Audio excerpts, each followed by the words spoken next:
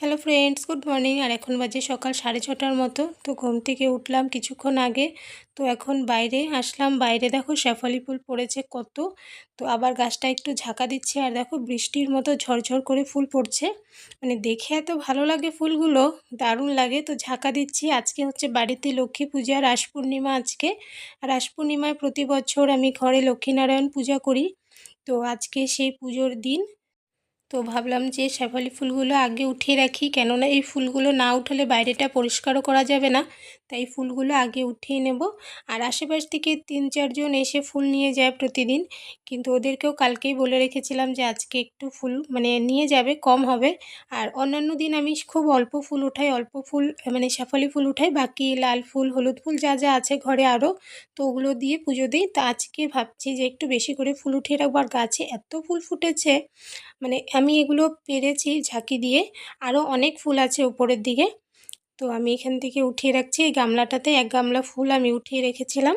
আর এত সুন্দর ফুলগুলো, ছোট ছোট, কিন্তু দেখতে এত ভালো লাগে শেফালি ফুল। আর সন্ধ্যাবেলা যখন ফুলগুলো ফুটতে থাকে তখন এত সুন্দর একটা গন্ধ বের হয়, দারুণ লাগে। আর আমার অনেক দিন থেকেই ইচ্ছা ছিল শেফালি ফুলের গাছ লাগাবো। তো এই 2 বছর থেকেই গাছে ফুল ফুটছে। গেল বছরও অনেক ফুল ফুটেছে, তবে এবছর অনেক বেশি। আর এদিকে ফুল টুল উঠিয়ে এবার যাব বাজারে। আর ওদিকে পুচকুসোনা আর শিম্পি দুজনে কিন্তু ঘুমাচ্ছে। তো রিম্পিকে বলে আসলাম। আর এবার হাজব্যান্ড আর আমি যাচ্ছি একটু বাজারে, যেহেতু পুজোর দিন নানা রকম কেনাকাটা থাকে। তো সবার প্রথমেই চলে এসেছি ফুলের দোকানে। তো এখান থেকে ফুল, বেলপাতা এগুলো নেব। আর আমাদের মেনলি ফুল বেলপাতা নেওয়ার জন্যই আসা সকাল সকাল। তো ফুলের দোকানে চলে এসেছি। আর এখানে দেখো এসেই সবার প্রথমে বেলপাতা নিয়ে নিচ্ছি। লক্ষ্মীনারায়ণ পুজোর সঙ্গে যজ্ঞ হবে, তাই বেলপাতা তো অনেক লাগবে। তো এদিকে বেলপাতা নিয়ে নিচ্ছি। আর যেমনভাবে সবজি, মাছ, মাংসর দাম বাড়ছে, তেমনভাবে ফুলেরও কিন্তু দাম বাড়ছে। মানে আগে ফুলের দাম এত ছিল না, আর এখন যত দিন যাচ্ছে ফুলের দাম এত বেড়ে যাচ্ছে, মানে কি বলবো। আর আর যে কোনো একটা পুজো আসলে ওরাও মনে হয় ওই চান্সে থাকে যে কখন একটা পুজো আসবে, আর তখন যা দাম বলবো সেই দামে মানে কাস্টমাররা নিয়ে যাবে। তো এখানে আসলাম, ফুল মানে যা দাম বলছে তাই, কোনো কম নেই। আর পুজোর জন্য ফুল বেলপাতা কিনতে এসে দাম দর করতে ভালো লাগে না, যা দাম বলল তাই বলল যে কম হবে না। তো ওই দামেই সব কিছু নেওয়া হলো। এখানে একটা গাঁদা ফুলের মালা নিয়েছি, কেননা ঘরে অনেকগুলো ফুল আছে, তো একটা মালা, কয়েকটা লাল ফুল নিয়েছি, সঙ্গে বেলপাতা নিয়েছি। আর এদিকে পদ্ম ফুল ছিল, তো মা লক্ষ্মীর জন্য একটা পদ্ম ফুল নিয়েছিলাম। তো এগুলো নেওয়া শেষ। এবার চলে এসেছি এই পাশেই, মানে এই বাজারে এই একটাই দোকান বসে, বাজারে ঢুকতেই একদম সামনে। তো ফুলের চারা, এখানে নানা রকম ফুলের চারা। আর এই মানে গাঁদা ফুলের সিজনে ওই কাকুর দোকানে অনেক গাঁদা ফুলের চারা রাখে। আর প্রতি বছর আমি ওনার থেকে নিয়েই বাড়িতে ফুল গাছ লাগাই। তো আমার তো আশা হচ্ছে না, হাজব্যান্ডকে বলেছিলাম যে চারা নিয়ে যেতে, ও প্রায় দিনই বাজারে আসে কিন্তু নিয়ে যায় না।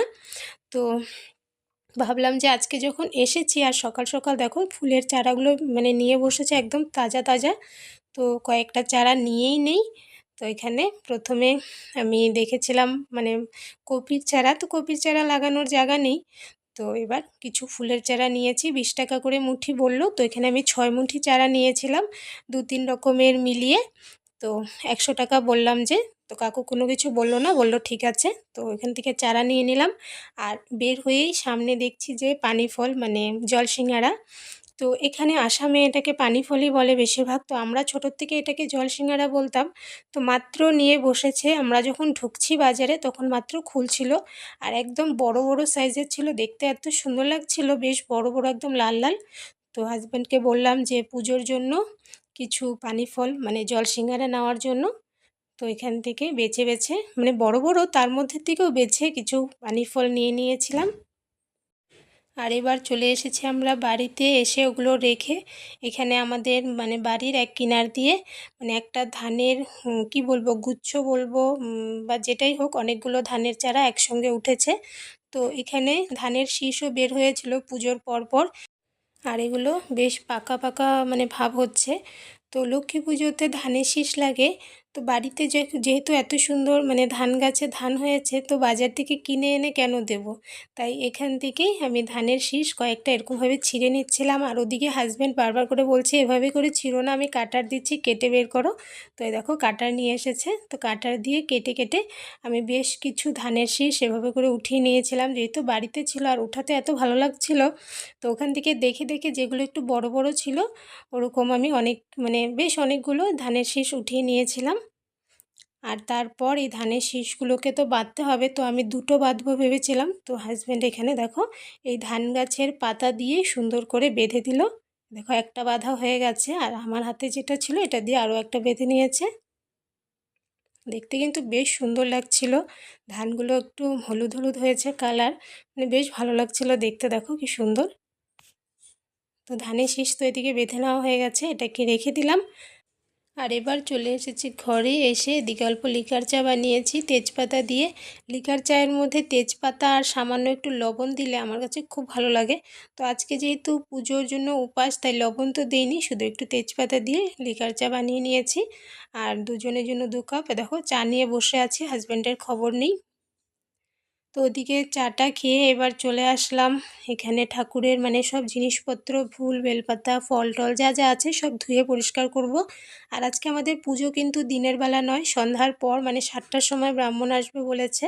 তো আজকে যেহেতু দিনটা খুব ভালো, তো অন্যান্য আরও পুজো আছে, আরও কিছু কাজ আছে, তো ব্রাহ্মণ তো আমাদের পাশেরই। তো বললো যে 7টার দিকে আসবে, নয়তো 1টার সময় আসবে। তো দুপুর 1টার সময় করাটা আমার দ্বারা মানে একটু অসম্ভব ব্যাপার পুচকুকে নিয়ে। তো লক্ষ্মী পুজোর অনেক কিছু রেডি করতে হয়, এত কিছু রেডি করে 1টার সময় পুজো করাটা মানে সম্ভব হবে না, যে কারণে আমি বললাম যে 7টার সময় আসতে। আর 7টার সময় আসবে বলে হাজব্যান্ড বললো যে আমি তাহলে ডিউটি চলে যাই। তো হাজব্যান্ডের দিকে ডিউটি চলে গেছে। আর এবার ঠাকুরের বাসন টাসন সব বের করে রেখেছি। আর পুচকু সোনা ওইখানে আমি একটা টুল রেখেছি বসে বাসন মাজার জন্য, ওখানে বসে এতক্ষণ দুষ্টামি করছিল।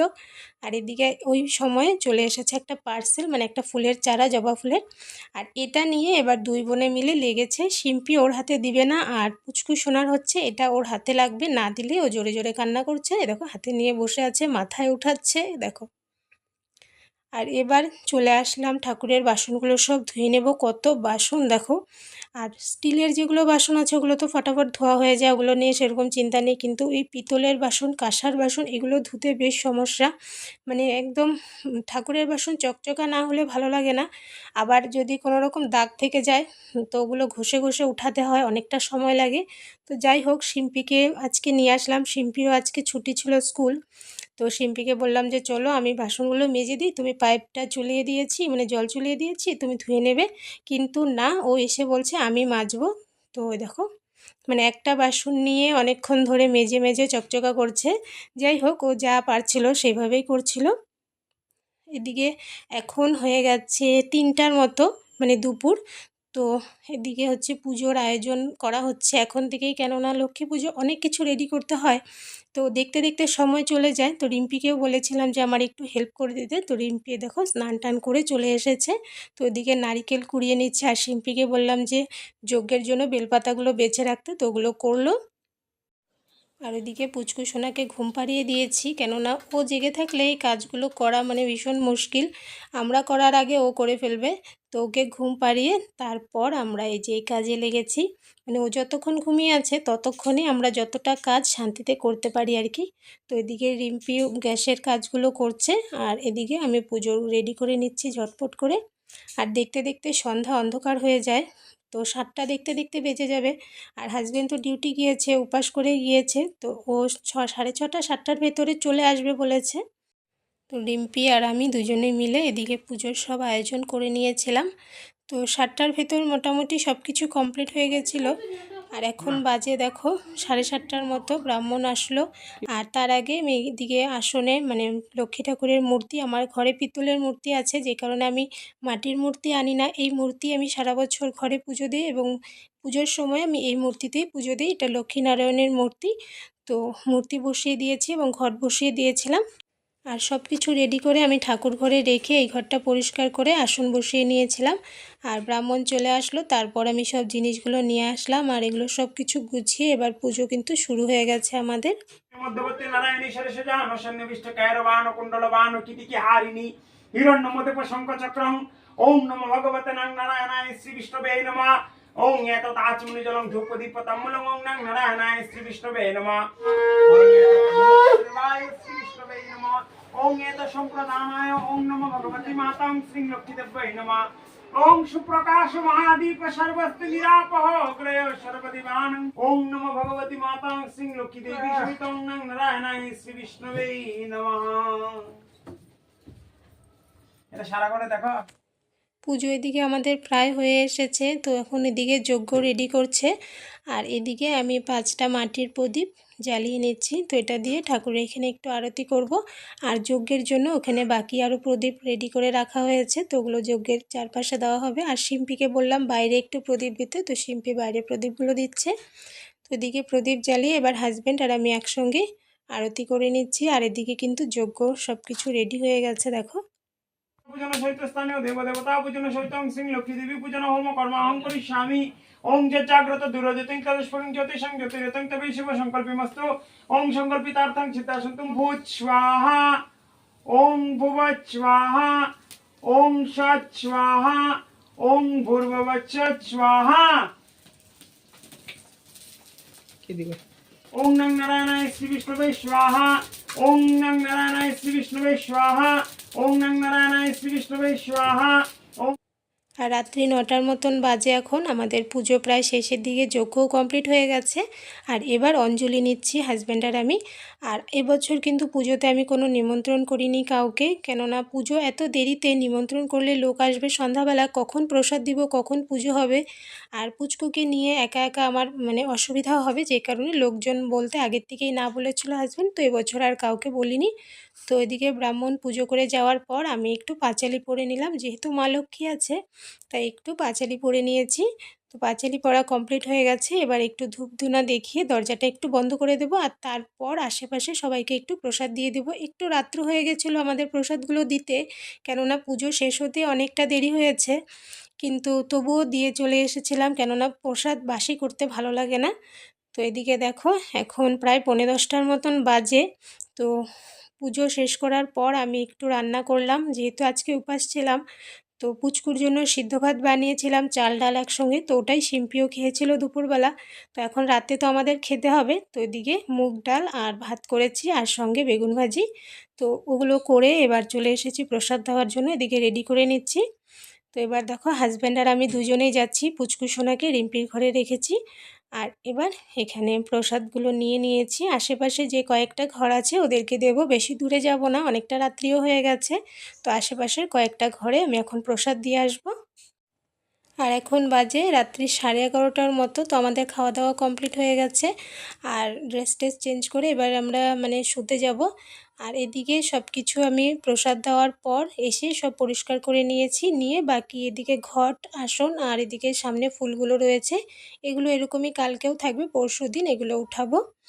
আর আজকের ভিডিওটা আর বেশি বড় করছি না, অনেকটা রাত্রি হয়ে গেছে, সারাদিনের মানে পুজোর আয়োজন হরস্থলিতে ক্লান্ত হয়ে গেছি।